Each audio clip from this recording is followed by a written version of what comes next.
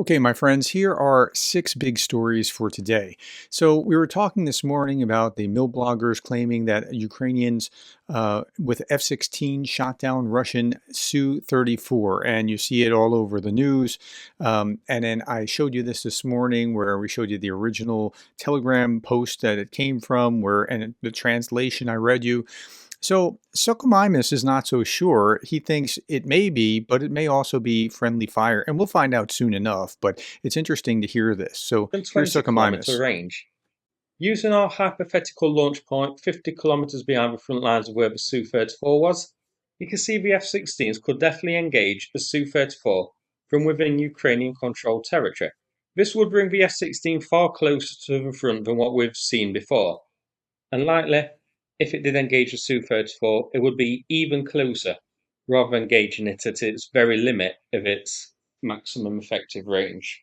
Initially, F-16s were appearing to operate behind the front lines hunting drones and missiles.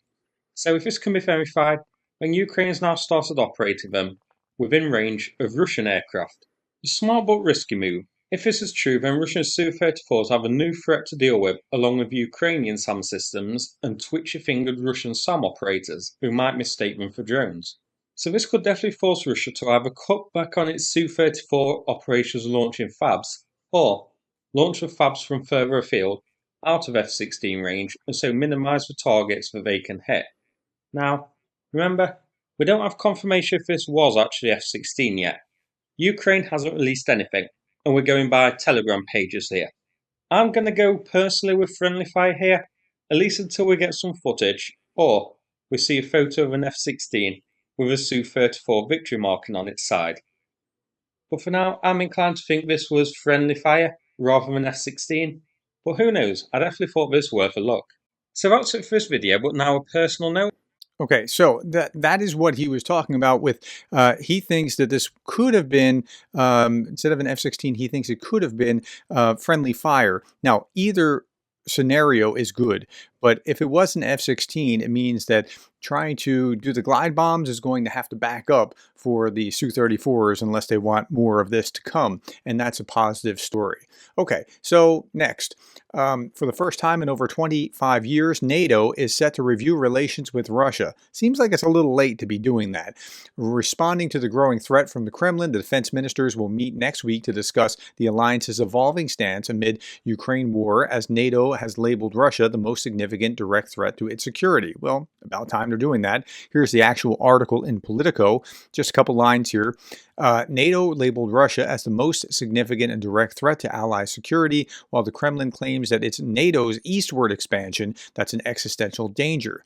The NATO-Russia Council, so there was a group, okay, so let's go back. 1991, the wall falls, Soviet Union falls apart, and the West is like, hey, great, maybe Russia will play nice moving forward. Well, that was pie in the sky, it turns out. But they were kind of making those overtures and inviting Russia to be kind of a joint working with NATO on certain things. Like this was back in the 90s.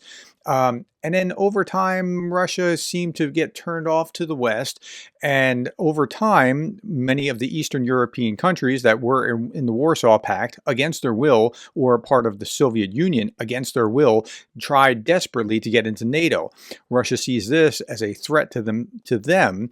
And in 2008, the Allies did something kind of foolish. They were saying, hey, Ukraine, you're going to join NATO eventually. But then I think it was mostly the Germans that kind of got in the way, like, well, let's not do this right away. Let's slow this down.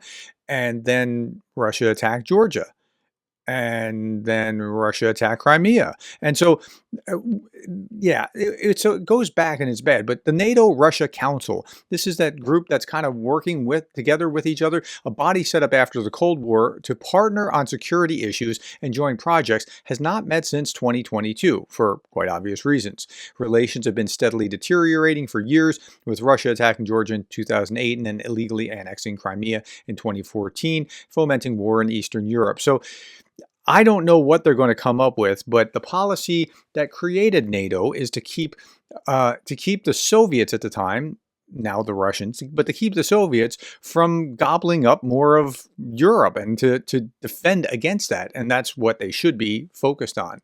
Okay, France, Britain, Poland, Baltic states, Nordic nations, and most of Central and Eastern Europe now support Ukraine's NATO membership. The obstacle, the US and Germany. Really, that's it. The war can end if NATO accepts Ukraine, but politicians are afraid to show leadership, so people die. But it's pretty thorny. Let's give the devil his due. 2008 failure to secure NATO membership for Ukraine at the Bucharest summit emboldened Putin to invade Georgia and Ukraine. Georgia was in August after that June Bucharest summit. Had NATO membership been given then, there would be no war today. But of course, you can't just dole it right out, and you're going to have to deal with the realities of Slovakia and Hungary at this point, and trying to get them to approve that is going to be fairly difficult. But you've got to realize that Russians just keep being like the Russians are. So, okay, big story number 3. France is, they were talking about giving Mirage fighter jets to Ukraine in the first quarter of 2025.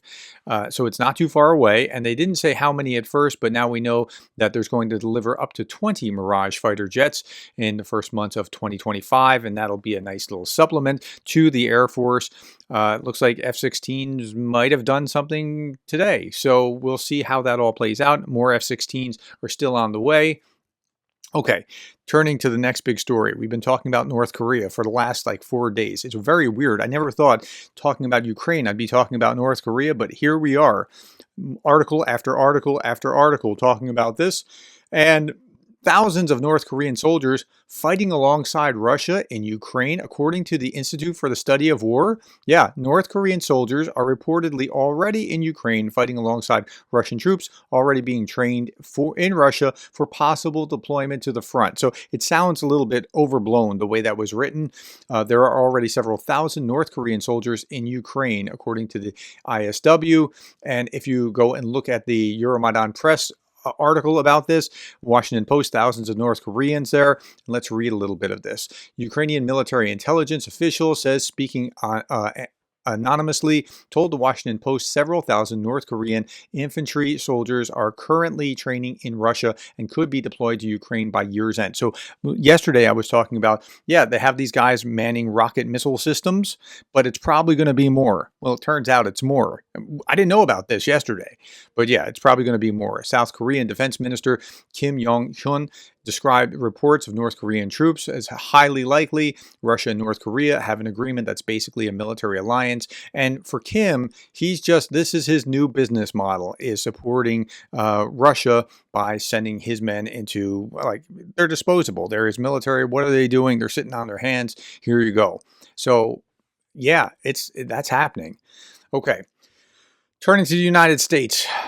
Mike Johnson says he has no appetite for further Ukraine funding. House Speaker expresses fatigue over war in Ukraine. This is terrible, absolutely terrible. Johnson suggested that former President Trump could swiftly end the Ukraine-Russia war if reelected. That's the party line on this, which is unfortunate. Contrasting this with his view that under a Harris administration, the war would likely continue, but Ukrainians could actually prevail and have their freedom, and you don't say that part of the puzzle. Okay, so the article is not telling us a lot more than what we already knew about this, but Johnson should know better. And this is, I hope, just a political talking point kind of something going on here. Now, I got into this today in live Q&A. I did about a half hour worth of just ask me anything. We'll go for about a half hour, and I went 31 minutes. But people were talking about the makeup of the composition of the Senate. So yesterday I talked about, it looks like the Senate is probably, according to this article, going to go to the Republicans. Now, that's not necessarily a bad thing because the Republicans generally have been more Reagan Republican supporting Ukraine types. But somebody pointed out, I think it was Cheryl Waitley pointed out that, regardless of who was in power as the president, like if Trump was in power and the Senate flipped to the Republicans, the 2/3 of the House could overrule they could create legislation and then overrule any presidential veto. But that would require that the House, and we didn't talk about that this morning, but that would require that the House flip to the Democrats. And if the House, and there's a very small margin between Republicans and Democrats in the House. So regardless of what the Senate does, if the House flipped Democrat, and even if Trump was in power, they could theoretically create the legislation to support Ukraine. Now, this would require a House leader, not Mike Johnson, because he's not willing, it seems, to do this, but a House leader, a Democrat House leader would do this, but a House leader willing to support Ukraine and add the funding. And then if there was enough, 2/3, and you could potentially see that. It's possible. I'm not sure if it's probable, but there is that. Okay, a couple last things here. U.S. President Joe Biden has ordered that former President Donald Trump receive the same level of protection as a sitting president as he campaigns for the White House. This was reported on the White House website. Now, why that wasn't the case before, or why that wasn't done immediately after that first assassination attempt, I don't understand. Like, if you're the president, you don't want this to happen. Like, you're the sitting president, or responsible for this. You don't want this to happen on your watch, right?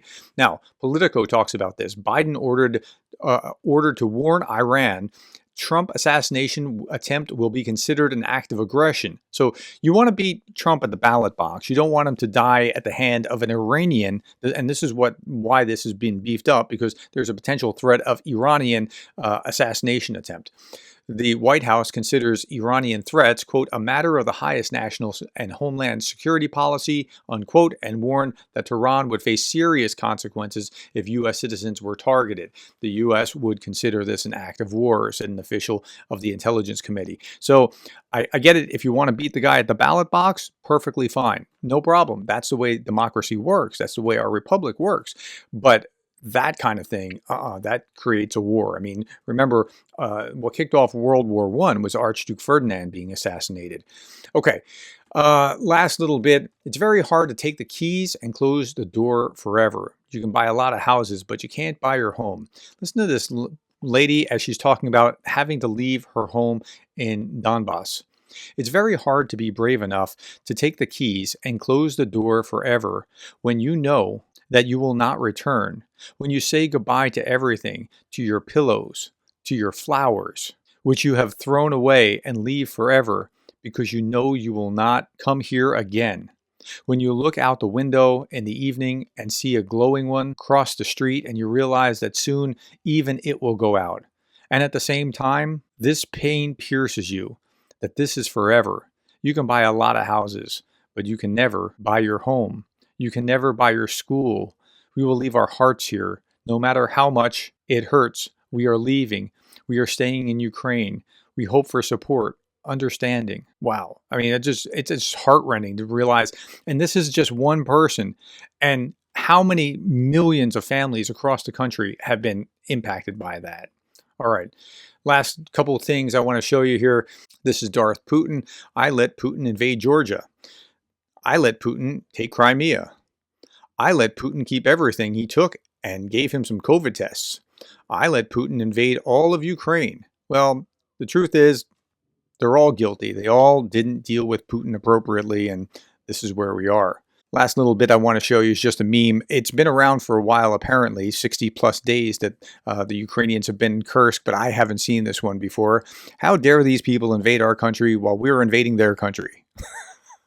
You got to wonder what Putin was thinking when he got the reports that the Ukrainians had crossed the border and were in Kursk. And pushing them out, I don't think it's going to be very quick. I think they're going to be there for a while.